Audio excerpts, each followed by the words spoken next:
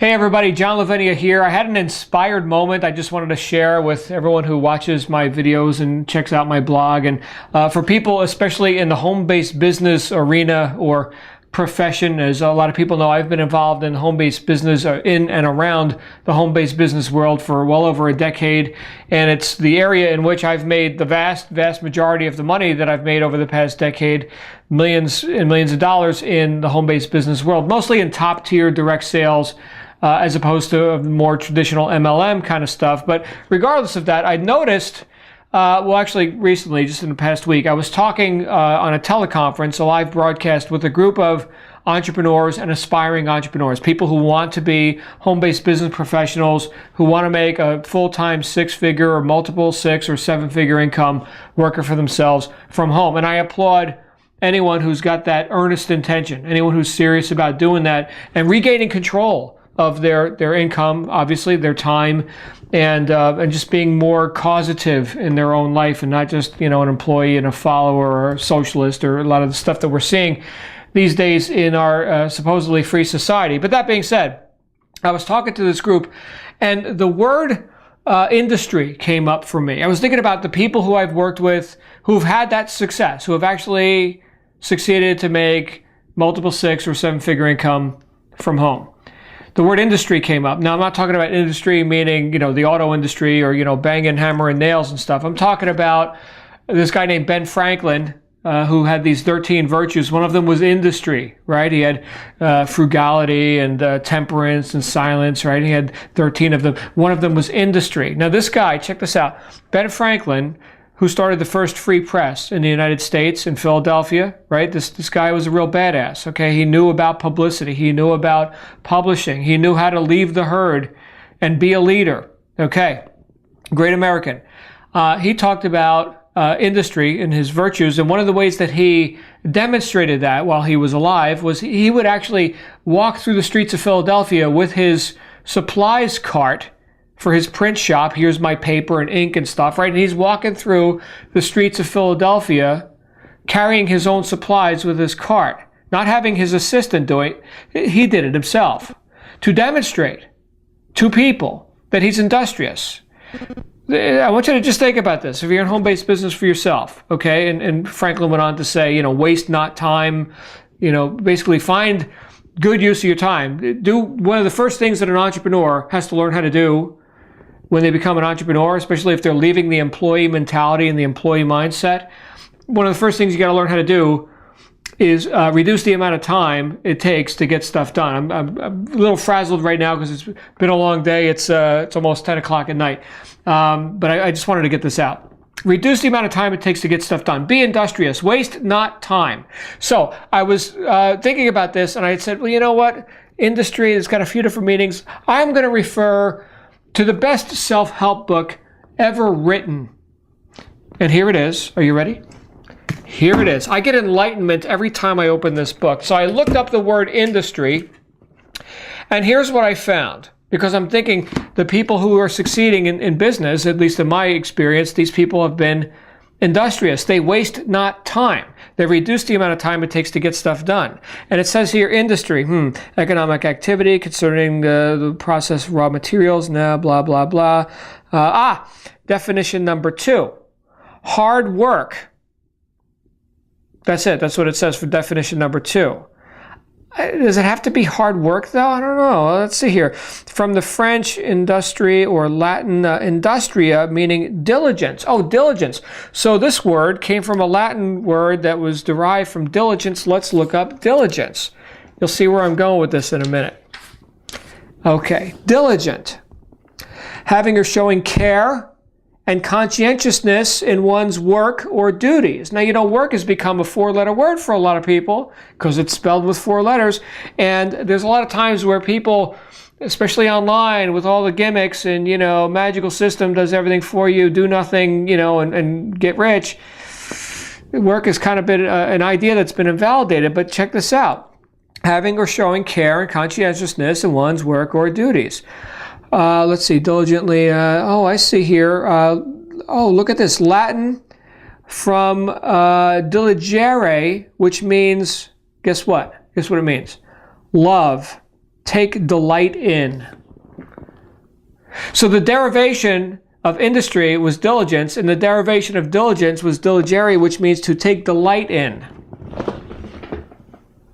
I don't know anyone who's ever succeeded in a home-based business, or any other kind of business for that matter, or a trade, or whatever they choose to do, or whatever they've been railroaded into doing. Okay, either way. Okay, I'm not making an evaluation on how people get started with whatever they get started with, like a job, okay, or whatever they're doing for decades, hoping to just get by, or whatever they're hoping to do.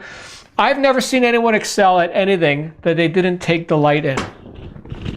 You know, I see people get started in home-based business. They're anxious, they're doubtful, they don't have the confidence, which is one of the most essential things that a marketer can have, an entrepreneur can have, is that confidence and that belief in oneself and one's product and one's opportunity and one's offer and one's service, right? And whatever it is that they're involved in, if they're not taking delight in it, there's going to be a thing called counter-intention.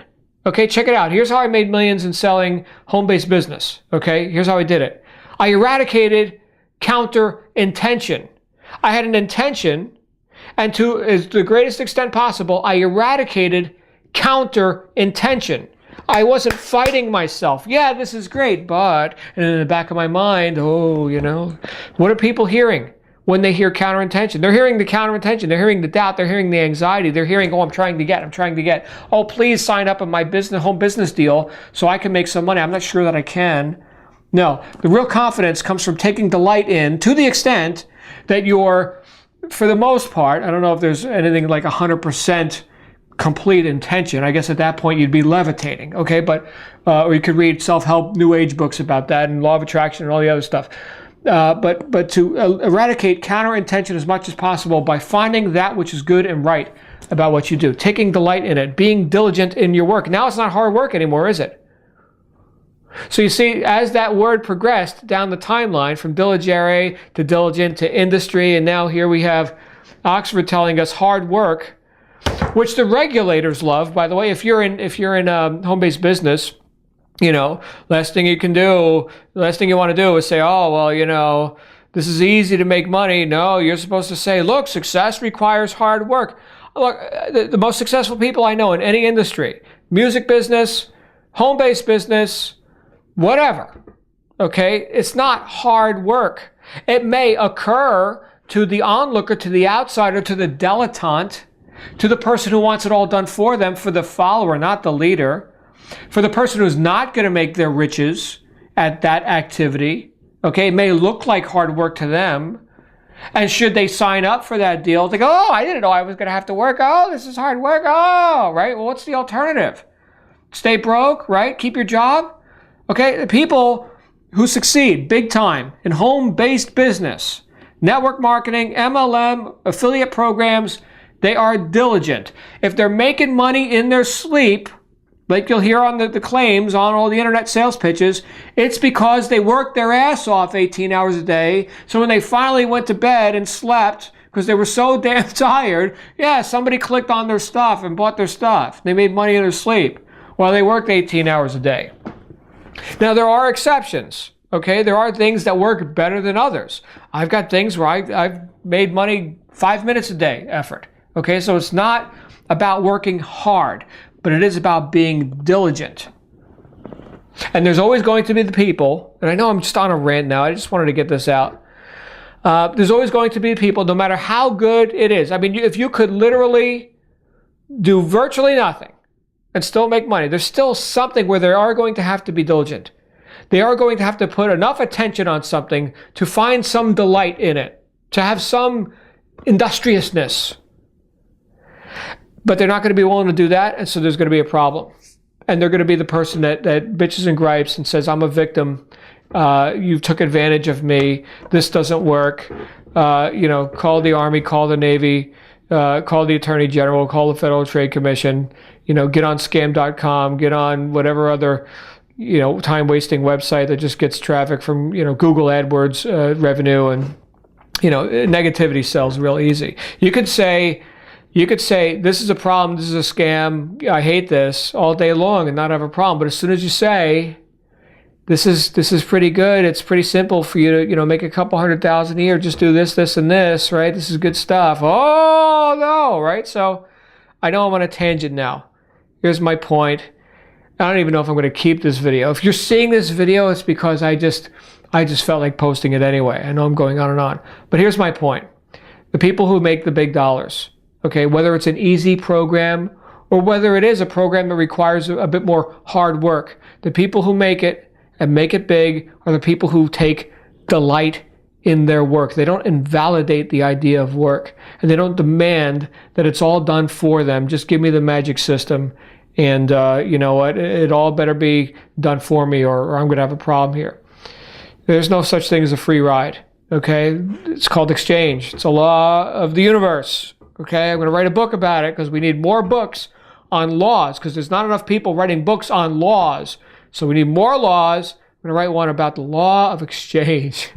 I'm done talking. Thanks for watching. I'd love to hear your comments. In fact, if you're a person who's making at least $100,000 a year in home-based business, I definitely want to hear your comments to corroborate my statement or tell me I'm wrong. Okay, so from one home-based business $1 million producer to another, let's have a conversation. I'd love to hear your thoughts. All right, thanks for being here. See you next time. Bye-bye.